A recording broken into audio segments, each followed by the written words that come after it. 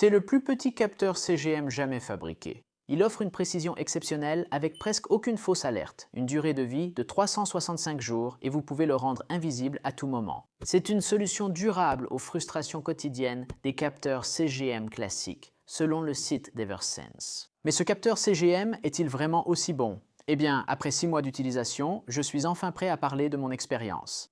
Dans cette vidéo, je présente les avantages, inconvénients, la précision et la fiabilité du capteur Eversense et le compare aux autres que j'ai testés. Cette vidéo sera un peu plus longue parce que j'ai vraiment beaucoup de choses à partager. N'hésitez pas à aller directement au sujet qui vous intéresse via les repères temporels ci-dessous. Ah, et je n'ai été engagé ni sponsorisé par personne pour faire ce contenu, j'ai tout payé moi-même et je vais vous donner mon avis honnête. Allons-y. Commençons par examiner de plus près le capteur Eversense. Ce petit bijou est vraiment minuscule. Il mesure 18 mm de long et seulement 3,5 mm de diamètre, ce qui correspond à peu près à la taille d'une petite pilule. Ce que je vous montre n'est qu'une maquette, car le vrai capteur est caché sous ma peau, ici, sur le haut du bras. Mon médecin l'a posé il y a 6 mois lors d'une brève intervention en cabinet qui s'est très bien passée. Je n'ai rien ressenti et j'ai tout filmé avec ma caméra. Vous pourrez voir les images réelles des insertions et je partagerai tous les détails un peu plus tard dans cette vidéo. Maintenant, la particularité la plus notable du capteur, c'est qu'il dure très longtemps. Lorsque Eversense a été créé pour la première fois, il durait 90 jours.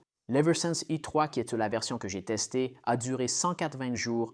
Mais tout récemment, une nouvelle version, l'Eversense 365, a été lancée et celle-ci dure toute l'année.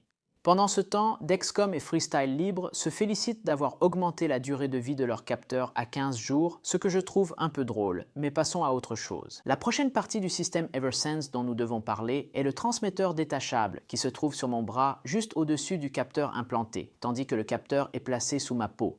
Le transmetteur alimente le capteur et transmet sans fil mes données de glucose, prélevées du liquide interstitiel, à une application sur mon téléphone, toutes les 5 minutes. Tant que mon téléphone se trouve à moins de 8 mètres, et oui, cela fonctionne avec les téléphones iOS et Android. Revenons à ce transmetteur. Il reste beaucoup à apprendre, notamment sur ce qui arrive quand on appuie sur ce bouton. Le transmetteur est ovale et lisse, ce que j'apprécie car il ne s'accroche pas aux objets. Il est résistant à l'eau, donc vous pouvez prendre une douche avec, mais en général je l'enlève chaque fois que je prends une douche ou que je vais nager. Bien qu'il paraisse un peu encombrant, j'ai été surpris de voir à quel point il est léger. Dès que je l'ai mis à mon bras, j'ai aussitôt oublié sa présence, malgré ses 5 cm de longueur. Le transmetteur Eversense a une taille similaire au Dexcom G6, elle n'est pas minuscule comme le montre cette image. Il est aussi nettement plus grand que le Freestyle Libre original, et quand on le compare au Dexcom G7 ou au Freestyle Libre 3, l'Eversense est loin d'être aussi petit, mais il y a une raison pour laquelle son transmetteur fait plus que le Freestyle Libre ou Dexcom.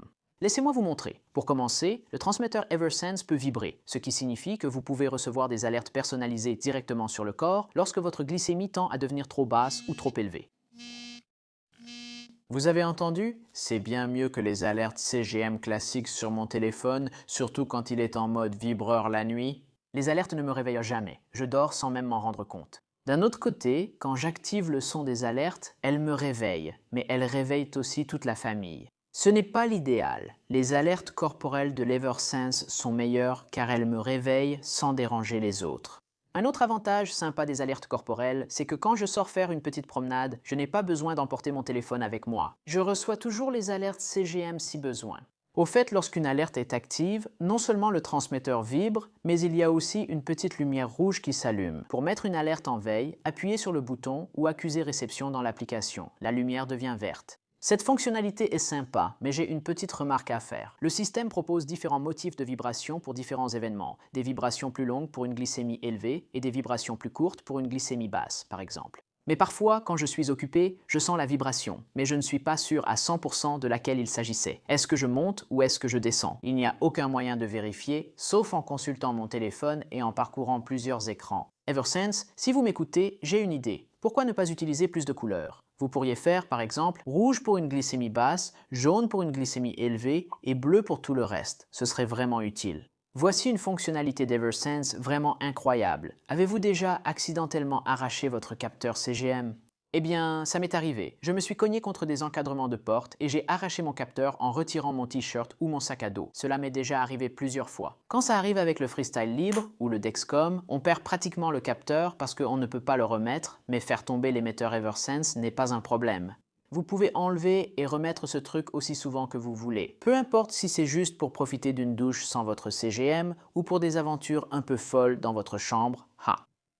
Le transmetteur Eversense est fixé à votre peau avec ses patchs en silicone double face. Un côté du patch colle au transmetteur et l'autre côté colle à votre peau. Les patchs existent en transparent ou en blanc. Et ce qui est vraiment génial avec eux, c'est qu'ils sont très doux pour ma peau. Ils ne laissent aucun résidu de colle dégueulasse et ne provoquent absolument aucune irritation de la peau. Maintenant, une chose à laquelle vous devez faire attention lorsque vous placez le patch avec le transmetteur, c'est qu'il soit bien positionné juste au-dessus du capteur implanté. La méthode recommandée pour cela est d'utiliser le guide de placement dans l'application qui vous indique la force du signal et vous aide à positionner correctement le transmetteur. Pour être honnête, je n'utilise pas toujours le guide de placement parce que j'ai remarqué que je peux sentir le capteur sous ma peau avec mes doigts. Je place simplement le centre du patch juste au-dessus, ça marche pour moi. Ce que je n'aime pas avec ces patchs, c'est leur grande taille. Mais j'ai compris que je peux simplement prendre une paire de ciseaux et découper les parties en trop dont je n'ai pas besoin.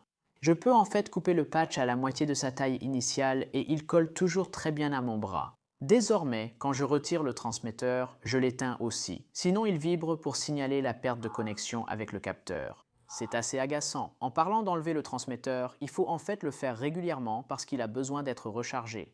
La batterie du transmetteur est censée durer 24 heures, mais ce n'est pas exact. D'après mon expérience, la batterie peut en fait durer 2 jours complets, donc 48 heures, mais quand la batterie atteint 10%, il vous bombarde d'alarmes agaçantes. Je le rechargeais environ toutes les 36 heures, alors qu'il est recommandé de charger le transmetteur tous les jours. La plupart des gens le font quand ils prennent une douche. D'ailleurs, un de mes amis qui utilise Eversense m'a dit un jour que la chose la plus agaçante avec Eversense, c'est qu'il faut prendre une douche tous les jours. Enfin bref. J'apprécie Eversense car je reçois chaque jour un patch neuf inclus dans mon forfait, ce qui me permet de remettre le transmetteur avec un patch tout neuf. Pour recharger le transmetteur de 0 à pleine charge, il faut environ 15 minutes, mais d'après mon expérience, le recharger 10 minutes par jour suffit largement. Au fait, la durée de vie du transmetteur est de 13 mois, après cela, il ne fonctionne plus et il faut en obtenir un nouveau. Voilà. Je dois avouer que recharger le transmetteur est un inconvénient majeur du système. Chaque fois que je suis en déplacement, c'est juste un chargeur supplémentaire que je dois emporter. D'un autre côté, je n'ai pas besoin de m'inquiéter d'emporter des capteurs de rechange, ce que je devais faire avec Dexcom et Libre, ce qui est un avantage. À mon avis, le chargeur Eversense E3 est tout de même un peu trop gros. Il y a ce socle dans lequel il faut mettre le transmetteur, donc si tu oublies cette pièce à la maison, tu es fichu. Mais la bonne nouvelle, c'est que la nouvelle version Eversense 365 a un port USB directement dans le transmetteur. Donc tu pourras te débarrasser de ce truc inutile. Je ne pourrai plus le recharger. Je veux maintenant aborder la précision du système Eversense. Au cours des 6 derniers mois, j'ai pris beaucoup de photos de toutes les glycémies capillaires que j'ai faites et de la façon dont les mesures d'Eversense se comparaient à mon glucomètre. Et je suis heureux de dire que j'ai été impressionné par les résultats. Ce CGM a été très précis et extrêmement fiable. Pour moi, il a été plus fiable que tout autre CGM testé auparavant. Bon, sérieusement, avant de vous dire pourquoi, je pense qu'il a été aussi fiable. Je veux vous montrer comment Eversense se compare au Freestyle Libre et au Dexcom sur le papier. Pour la précision, les études cliniques utilisent souvent la différence absolue relative moyenne, MARD, pour évaluer la précision des CGM. Plus le MARD est bas, plus le CGM est précis. Par exemple, le Freestyle Libre 3 a un MARD de 7,9%, le Dexcom G7 a un MARD de 8,2% et l'Eversense E3 a un MARD de 8,5%. D'après ces chiffres, le Libre et le Dexcom devraient être légèrement plus précis. Mais dans la vie réelle, ces pourcentages n'ont pas vraiment autant d'importance. Tout ce qui est en dessous de 10% me suffit, le reste n'est que du bruit et du marketing. Maintenant, ce qui importe pour moi, c'est de savoir si je peux faire confiance à la glycémie affichée par le système à tout moment. Un gros problème avec les CGM traditionnels, c'est que je m'allonge parfois sur le capteur en dormant. La pression exercée sur la zone d'insertion peut provoquer de fausses hypoglycémies, appelées aussi hypoglycémie de compression. Ce qui est super avec Eversense, c'est qu'il ne m'a jamais causé d'hypoglycémie de compression. Je ne sais pas pourquoi, mais même en dormant sur le capteur, ces fausses hypoglycémies n'apparaissent pas. Je pense qu'Eversense a été précis et fiable car je le calibre souvent avec mes glycémies mesurées au glucomètre. Je vais vous montrer comment je procède dans un instant, mais parlons d'abord du sujet qui fâche, le processus d'insertion. Et écoutez, je suis presque sûr que vous vous dites « Tom, tout ce que tu dis sur Eversense a l'air bien, mais pourquoi diable mettrais-je quelque chose sous ma peau? Pourquoi laisserais-je quelqu'un me couper la peau? Je comprends, j'ai ressenti pareil longtemps, mais tous mes amis qui avaient utilisé Eversense avant m'ont dit que l'insertion n'est pas un problème et que je devrais essayer. Ça m'a un peu rassuré, mais quand même, le jour de l'insertion arrivé, je peux te dire que j'étais assez anxieux. Et c'est pourquoi, dans la prochaine section, je veux te montrer toute la procédure étape par étape et partager exactement ce que j'ai ressenti. La première chose que le docteur a faite, c'est qu'il a marqué la zone où le capteur allait être placé. Ensuite, il a désinfecté la zone et m'a fait une injection. Parce que le reste de la procédure se fait sous anesthésie locale, j'ai bien senti l'aiguille et le produit anesthésiant entrer dans mon bras, mais l'injection s'est avérée être la seule partie légèrement inconfortable de l'insertion. Ensuite, je n'ai rien ressenti. Il y aura un peu de sang dans le prochain extrait, donc si cela vous dérange, détournez les yeux un instant. Le médecin a ensuite utilisé un scalpel et a fait une petite incision sur mon bras, puis il a utilisé cet outil bleu pour créer une petite poche sous ma peau, là où le capteur allait être placé. L'implantation proprement dite se fait avec cet outil d'insertion qui avait été préchargé avec le capteur et le médecin a simplement libéré le capteur sous ma peau. Après cela, il a exercé une pression pendant quelques minutes pour arrêter le saignement, puis il a mis des stéristrips et un pansement Tegaderm pour refermer le point d'insertion. Au fait, le capteur n'est autorisé que pour une pose sur le haut du bras. La majorité d'entre eux se trouvent dans une petite zone entre l'épaule et le triceps. Mais le mien a été placé un peu plus à l'arrière de mon bras, un peu plus haut que l'endroit où je mets habituellement mes capteurs CGM jetables. Normalement, l'insertion est censée prendre moins de 5 minutes, mais je dois dire que dans mon cas, cela a pris beaucoup plus de temps que ça. Il s'est avéré que j'ai en fait la peau assez épaisse, donc le médecin a dû faire une incision un peu plus grande et utiliser un peu plus de force que d'habitude pour insérer le capteur. Il ne fait pas ça très souvent, et le fait que mon caméraman filmait tout a rendu la situation un peu plus stressante pour lui, ce qui est compréhensible. Au total, cela a probablement pris environ 15 ou 20 minutes pour tout faire. Pourtant, ça n'a pas du tout fait mal, et ça ne me dérangerait pas de recommencer. Maintenant, voici à quoi tout ressemblait, 1 heure après l'insertion. Cette photo a été prise 4 jours après l'insertion, et cette photo a été prise 10 jours après l'insertion. Quand les stéristrips sont tombés, la plaie était déjà guérie. Je recommande de garder les stéristrips jusqu'à ce qu'ils tombent d'eux-mêmes. Pour que la plaie puisse bien cicatriser, il faut garder à l'esprit que vous devrez garder la plaie sèche et propre pendant 5 jours. Après l'insertion, je pouvais me doucher, mais pas prendre de bain ni nager. On m'a aussi conseillé d'éviter la musculation pendant 5 jours. Juste après l'insertion, le capteur passe par une période d'initialisation de 24 heures, donc vous ne recevrez aucune donnée le premier jour. J'ai utilisé ce temps pour installer et configurer Eversense sur mon téléphone, puis connecter mon transmetteur. Exactement, 24 heures après l'insertion, le système vous invite à fixer le transmetteur. Je l'ai fait immédiatement, puis 10 minutes après, il m'a demandé une piqûre au doigt et d'entrer ma glycémie pour calibrer le capteur pour la première fois. Pendant la phase d'initialisation, j'ai en fait dû effectuer 4 calibrations chacune espacées d'au moins 2 heures, toutes dans un délai de 36 heures. Il va sans doute de soi que je n'ai pas aimé le cycle de calibration initial, mais une fois que je l'ai terminé, les choses sont devenues beaucoup plus faciles. Pendant les 21 premiers jours, j'ai dû calibrer 2 fois par jour, et pour les 159 jours restants, je n'ai eu à calibrer qu'une seule fois par jour. Bien sûr, le fait que le capteur Eversense doive être calibré régulièrement est agaçant, surtout si vous manquez la fenêtre de calibration et que vous devez recommencer le processus d'initialisation. Ce que j'ai dû faire d'ailleurs. Mais d'après mon expérience, je peux dire que calibrer le capteur régulièrement au bon moment a permis d'obtenir des mesures très précises. Le meilleur moment pour calibrer, pour moi, s'est avéré être tôt le matin. Mais vous pouvez le faire à peu près à n'importe quel moment où votre glycémie est stable, comme vous pouvez le voir dans ce tableau. Pendant mes 180 jours avec le capteur, j'ai dû calibrer environ 230 fois, ce qui, honnêtement, me semble être un prix à payer pour des mesures très fiables. La bonne nouvelle, c'est qu'avec le nouveau Eversense 365, vous n'avez besoin de calibrer qu'une fois par semaine, ce qui nous laisse seulement 67 calibrations sur une année complète, y compris la phase d'initialisation. Et ça, c'est vraiment une belle amélioration. Maintenant, une autre chose dont nous devons parler, c'est ce qui se passe lorsque le capteur arrive à expiration. J'ai reçu récemment un rappel sur mon téléphone indiquant que mon capteur doit être remplacé. 6 mois après l'insertion, la cicatrice sur mon bras est presque invisible. Et je dois dire que le capteur sous ma peau ne m'a pas du tout dérangé. La seule fois où j'ai cru le sentir était quelques jours après l'insertion, avec une légère sensation dans mon bras. Mais cela a vite disparu et n'est jamais revenu, donc je pense que c'était peut-être juste mon esprit qui me jouait des tours. Maintenant, une chose à garder à l'esprit, c'est que le médecin devra faire une nouvelle incision au même endroit pour retirer le capteur. J'espère que la guérison sera aussi bonne que la première fois. D'après ce que j'ai compris, la procédure officielle consiste à placer un nouveau capteur Eversense sur un nouveau site, sur l'autre bras. Certains amis m'ont dit qu'ils utilisaient plusieurs fois le même site pour éviter d'autres coupures et cicatrices. Je ne dis pas que c'est ce que vous devriez faire, c'est juste ce que j'ai entendu. Ensuite, nous devons parler de l'application Eversense. Je sais que la plupart n'aiment pas me voir naviguer, donc je serai bref. Il est important d'en parler car l'application n'est pas si mauvaise, mais l'interface utilisateur manque clairement de l'élégance du Freestyle Libre ou du Dexcom.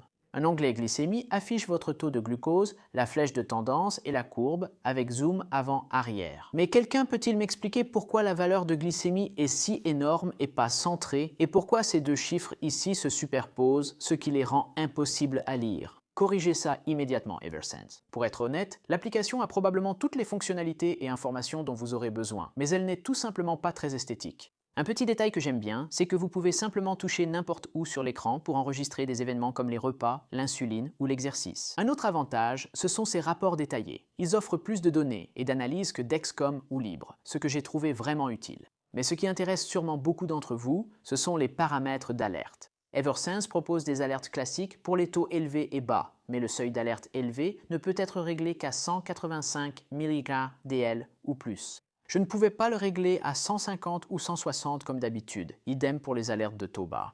Je ne peux le régler qu'à 60 ou 65 mg par décilitre. Je ne peux pas le mettre à 80 ou 70. Eversense, si vous voyez ça, s'il vous plaît, enlevez ces limitations inutiles et donnez-nous plus de flexibilité avec les alertes. Nous en avons besoin maintenant. Pour être honnête avec vous, quand j'ai vu cette restriction pour la première fois, j'étais vraiment en colère, mais ensuite j'ai trouvé une solution à ce problème.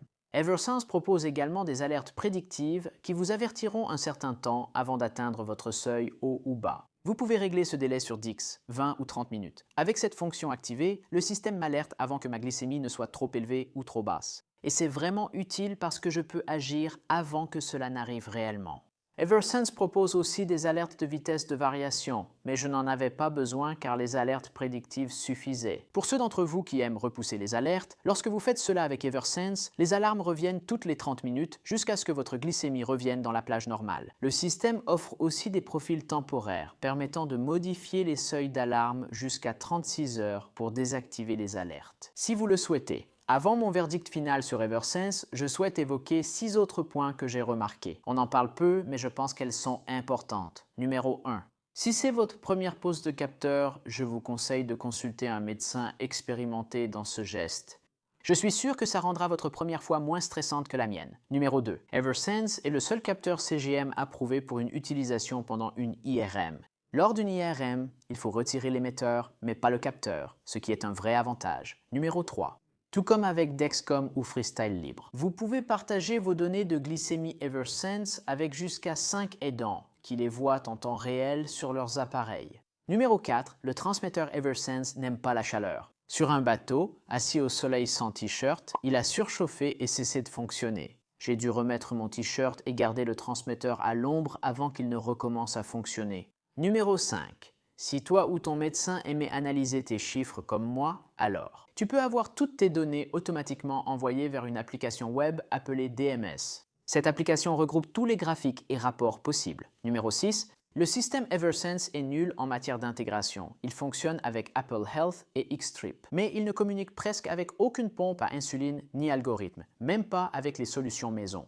Donc, si vous avez besoin d'une délivrance automatisée d'insuline ou si vous aimez utiliser de nombreuses applications tierces, vous devriez probablement opter pour Dexcom. Si le CGM Eversense a attiré votre attention, vous vous demandez peut-être « Comment puis-je mettre la main sur ce petit bijou ?» J'y viens dans une minute, mais d'abord, j'ai une grande faveur à vous demander. Je ne suis pas payé pour faire ces tests détaillés. Mais si mon contenu vous apporte de la valeur et si vous souhaitez soutenir ce que je fais, alors rendez-vous sur patreon.com/type1talks et rejoignez ma communauté. En faisant cela, vous pourrez me joindre directement et à tout mon contenu bonus. Les places dans mon groupe Patreon sont limitées, rejoignez-nous vite tant que c'est possible. Alors, combien coûte le CGM Eversense et où est-il exactement disponible? Je vis en Suisse et 6 mois d'Eversense E3, qui est la version de 180 jours, coûte environ 1400 francs suisses, soit à peu près 1560 $ américains. Cela inclut le capteur, le transmetteur, la procédure d'insertion et tous les patchs. Mon assurance n'a pas tout couvert, ils en ont pris une partie en charge, mais votre couverture dépendra de votre situation spécifique. À ce jour, tous les CGM Eversense ne sont autorisés que pour les adultes et ils sont distribués par Ascensia, qui est un acteur majeur dans le domaine du diabète. C'est pourquoi ils sont disponibles en Suisse, aux États-Unis et dans certains pays européens. Si vous êtes aux États-Unis, vous pouvez déjà obtenir la version de 365 jours. Depuis que la FDA l'a approuvé et qu'il a été lancé en Europe, vous pouvez obtenir la version de 180 jours. Comme nous attendons toujours le marquage CE, mais l'Eversense 365 devrait arriver plus tard cette année. Malheureusement, l'Eversense n'est pas disponible hors des États-Unis et de l'Europe. Avant de dire si je vais continuer à utiliser le CGM Eversense, je souhaite partager quelques réflexions sur qui devrait essayer ce nouveau CGM et qui devrait s'en éloigner. Si vous êtes quelqu'un qui utilise déjà Dexcom, Freestyle, Libre ou tout autre CGM traditionnel, si ces solutions vous conviennent, inutile de changer, mais si un CGM traditionnel ne vous satisfait pas, cela peut être différent. Si vous avez des irritations, des hypoglycémies de compression, des capteurs qui se décollent ou donnent des lectures inexactes dès le premier jour ou d'autres qui ne vous réveillent pas la nuit, il faut y prêter attention.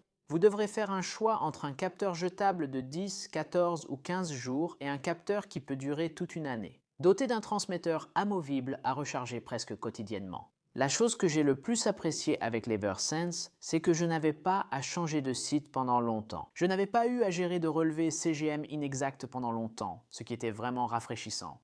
La possibilité de l'enlever pour certaines activités était agréable. Le problème, c'est qu'à chaque retrait du transmetteur, aucune donnée n'est enregistrée, créant un vide sur votre graphique. Que cela ait de l'importance ou non pour vous, c'est à vous de décider maintenant. À mon avis personnel, l'un des principaux avantages d'un CGM est qu'il s'intègre à un système d'administration automatisé d'insuline dans une pompe à insuline. Et malheureusement, Eversense ne peut pas faire cela, et c'est pourquoi je continue avec Dexcom. Le fait est qu'Eversense n'est pas le seul CGM sur le marché. Les concurrents les plus populaires sont le Freestyle Libre 3 et le Dexcom G7. Pour me voir comparer ces deux capteurs, cliquez sur cette vidéo et regardez-la. Suivant. N'oubliez pas de rejoindre mon Patreon et on se retrouve la prochaine fois. Ciao!